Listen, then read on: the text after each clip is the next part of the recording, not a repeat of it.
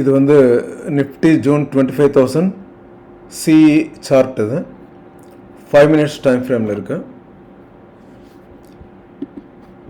இந்த இடத்துல வந்து RSI டைவர்ஜன்ஸ் ஃபார்ம் ஆகிருக்குது. இங்கே நான் ட்ரா பண்ணுறேன். இங்கேருந்து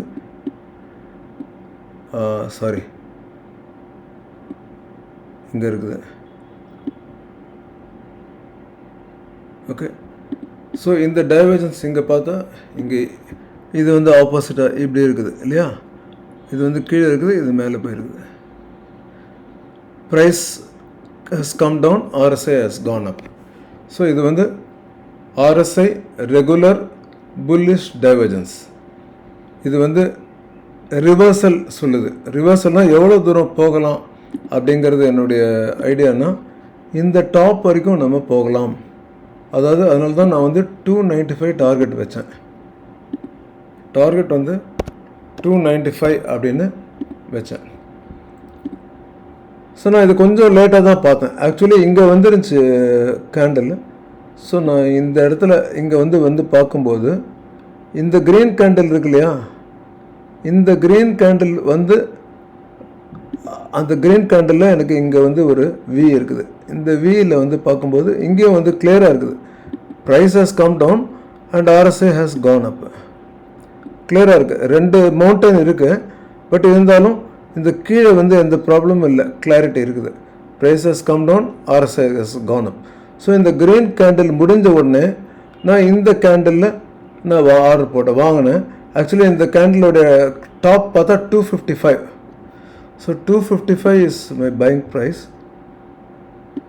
ஸோ 255 அது நான் எக்ஸாக்டாக போடுறேன் அப்படிங்கிறது ப்ரைஸு. நான் டார்கெட் வந்து 295 சொல்லியிருக்கேன். 255 to 295 40 பாயிண்ட்ஸு இந்த RSI பேஸ் பண்ணி. நம்ம இந்த மாதிரி ட்ரேட் எடுக்கும்போது 2 விஷயம் பார்த்துக்கணும். ஒன்று வந்து நமக்கு அகென்ஸ்டாக ட்ரேடு போயிடுச்சுன்னா நம்ம வந்து இதை ஹோல்டு பண்ணுற அளவுக்கு நம்ம கெப்பாசிட்டி நம்ம வச்சுக்கணும். இந்த கேபிட்டல் நம்ம வந்து அப்படியே வச்சுட்டு ஹோல்ட் பண்ண வேண்டியிருக்கும், இது பிளாக் ஆகிடும்.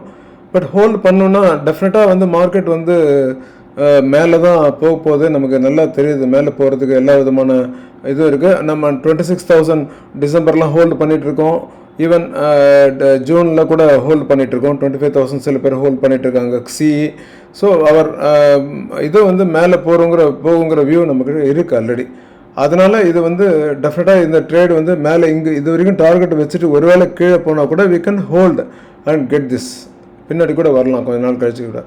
ஆனால் இப்போதைக்கு நம்ம வந்து இன்றைக்கி என்ன ஆச்சு அப்படின்னா, நான் இங்கே வாங்கிட்டு 295க்கு செல் ஆர்டர் போட்டுட்டேன். செல் ஆர்டர் போட்டுட்டு 255க்கு வாங்கிட்டேன். 290க்கு செல் ஆர்டர் போட்டு நான் பாட்டு என் வேலையை பார்த்துட்டேன். கோபி கால் பண்ணால் பேசிகிட்டு இருக்கும்போது செல் ஆர்டர் வந்து எக்ஸிக்யூட் ஆகிடுச்சு. 295 வந்துடுச்சு. அதுக்கு மேலே அது 328 329 30 வரைக்கும் போயிருக்குது. நம்ம we cannot catch the entire இது ரேலி. நம்ம நமக்கு இந்த லெவல் வரைக்கும் தான் நம்மளால் சொல்ல முடியும். அதுக்கு மேலே எங்கே போகணும்னு சொல்ல முடியாது. அது சொல்கிறதுக்கு ஒரு சில விஷயங்கள்லாம் இருக்குது. அது எப்படி நம்ம ப்ரெடிக்ட் பண்ணலாம், அது எந்த பேசிஸில் நம்ம வந்து இன்னும் கொஞ்சம் பெட்டராக எடுக்கலாம் அப்படிங்கிறது நம்ம ஃபர்தராக டிஸ்கஸ் பண்ணுவோம். பட் இப்போதைக்கு இந்த ட்ரேடுடைய ஒரு பிரின்சிபல் இது தான். இந்த RSI டைவர்ஜன்ஸு அதுக்கு உண்டான டார்கெட் அதுதான்.